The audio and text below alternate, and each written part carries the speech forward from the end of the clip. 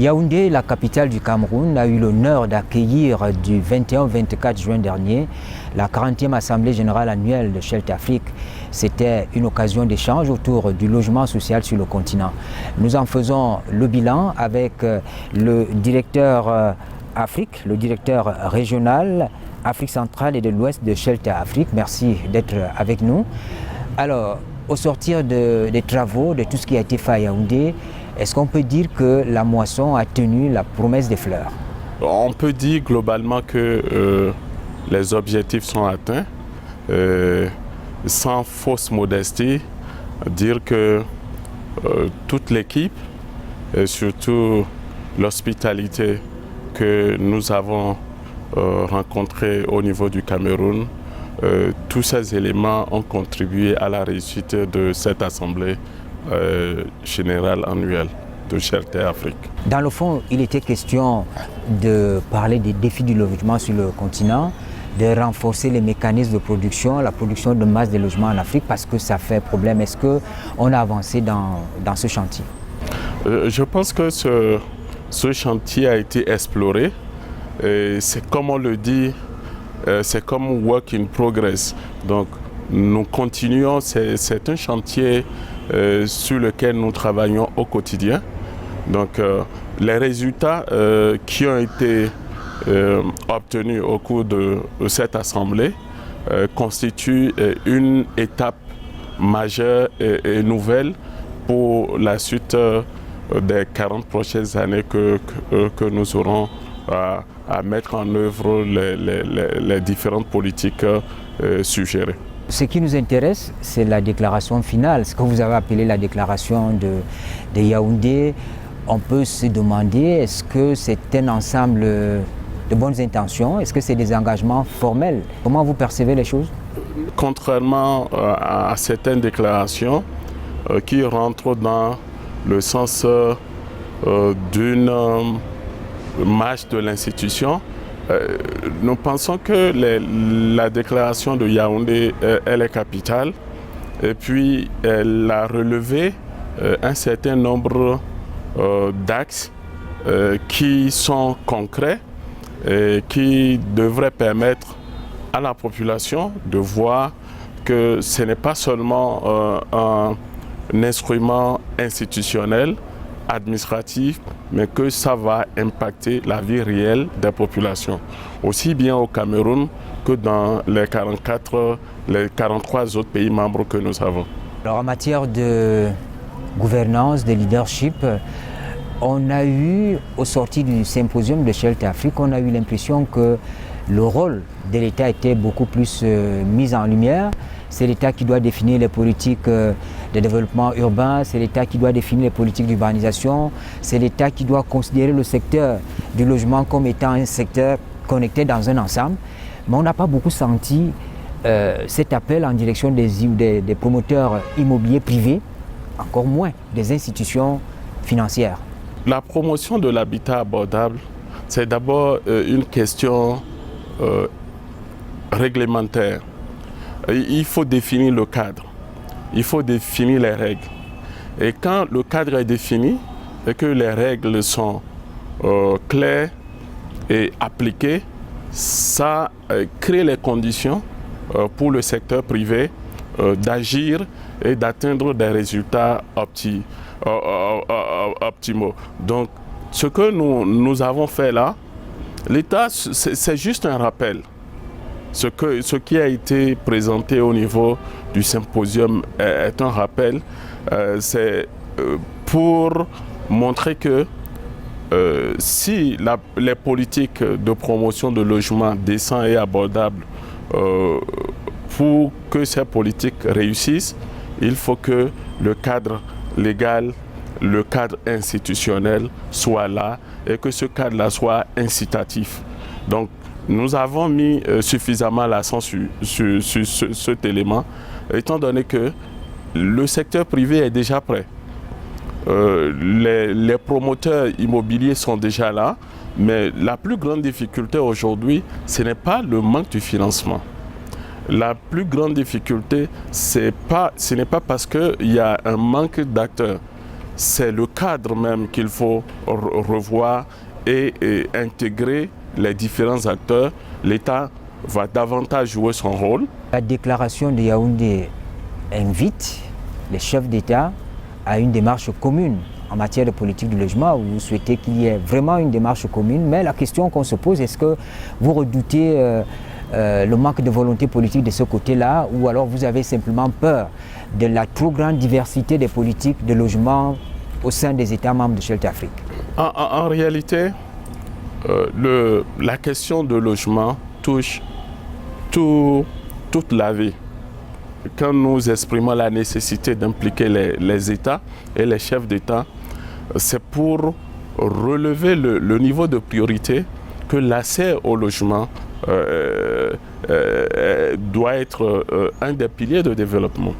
Et ne serait-ce que l'accès au logement et le logement décent, ça règle un certain nombre de questions de développement. C'est un outil même de réduction de la pauvreté, en ce sens que quand vous donnez l'accès à votre population à un logement décent et adéquat, ça assainit son cadre de vie. Il a accès, je veux dire, le ménage a accès aux besoins élémentaires comme l'eau potable, comme l'électricité, et tout ça. Et puis sans oublier les équipements sociaux que nous intégrons dans le montage des programmes sociaux. Donc du coup, quand on règle le problème de logement, on règle le problème de la famille et on construit des nations très fortes. Et pour construire des nations fortes, qui sont les premiers leaders, ce sont nos chefs d'État. Non seulement nous avons réussi au niveau de l'Assemblée générale de Yaoundé à créer pour la première fois une table ronde qui a mis ensemble les ministres en charge de la promotion de l'habitat et les ministres des Finances. Donc, pour régler le cadre réglementaire institutionnel, ce sont les ministres titulaires, sont les ministres de l'habitat. Maintenant, derrière ça, il faut de l'accompagnement. Et puis, on a forcément besoin des ministres des Finances et de l'économie. Et quand ces deux ministres travaillent en partenariat, si nous avons aussi le soutien des chefs d'État qui savent que l'accès au logement est devenu une priorité au niveau continental, ça change carrément la donne, ça facilite le travail pour tout le monde. C'est pour ça la nécessité de notre premier point qui parle de leadership et qui recommande d'associer les chefs d'État et au besoin créer une plateforme au niveau de ces instances pour porter suffisamment l'accès au logement comme une priorité. L'un des maillons faibles de l'accès au logement en Afrique, les femmes. Problème foncier, il y a le poids culturel, les charges culturelles qui pèsent sur la femme. Est-ce que ce maillon-là, est-ce que sa position a été de manière plus ouverte, discutée pendant cette assemblée? Oui, on n'a pas relevé spécifiquement la question de genre, mais on l'a abordé de façon indirecte.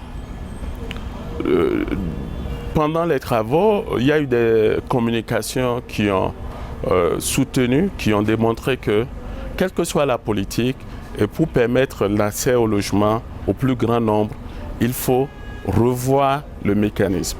Il ne faudrait plus que les programmes de logement soient seulement ceux qui sont destinés à la vente.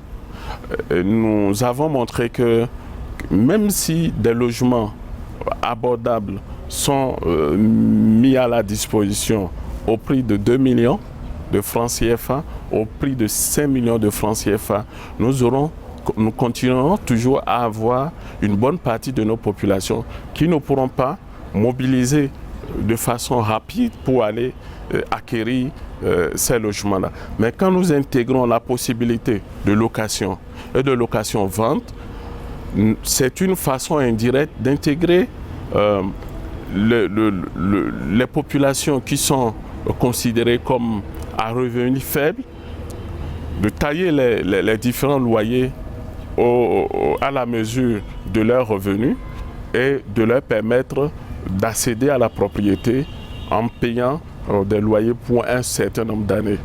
À vous entendre, la 40e Assemblée générale de Shelter Afrique à Yaoundé a été un succès du point de vue de la participation, des débats et des conclusions qu'on en tire. La coopération entre Shelter Afrique et le Cameroun dans les jours qui viennent, comment la voyez-vous? Oui, ça s'annonce très bien. Et, nous prenons même le Cameroun comme étant un des pays pilotes qui bénéficie de la nouvelle stratégie d'intervention de Shelter Afrique. Déjà, faire la promotion des logements de masse, décents et abordables. Nous avons signé, vous vous rappelez, en mars 2021, un mémorandum pour juste une contribution de 3000 unités. Nous n'avons pas signé ces accords pour le moment avec tous nos États. Nous en avons signé avec quelques-uns. Donc, nous sommes heureux de noter que le Cameroun déjà fait partie de cette dynamique. Et pour aller plus loin, dans les nouvelles approches d'intervention, nous avons estimé que la méthode standard classique que nous avons connue là, qui consiste à mobiliser les intrants et à construire de façon traditionnelle, que ça ne nous permet pas d'atteindre une production à grande échelle et pour faire des économies d'échelle aussi. Et c'est en ce sens, pour la première fois, au niveau de Shelter Afrique, notre conseil d'administration vient d'approuver un financement pour le financement et la construction d'une usine de production de grands intrants pour la construction d'un logement. Monsieur le directeur régional, merci de nous avoir accordé cet entretien. Pour la deuxième fois, nous vous recevons sur le plateau de Politics. Ok, je vous en prie. Merci beaucoup, monsieur le journaliste. Nous avions voulu faire le bilan de cette 40e Assemblée générale annuelle de Shelter Afrique qui vient de se tenir à Yaoundé en évoquant un peu la déclaration finale, en évoquant ce qui a été dit dans le cadre du symposium, en discutant bien sûr autour des rencontres informelles qu'il y a eu. Mesdames, Messieurs, c'était un plaisir de vivre ces moments-là. Le Cameroun, une fois de plus, a montré sa capacité à accueillir des événements de cette envergure. Merci de nous avoir suivis. Bonne suite des programmes sur la CR TV.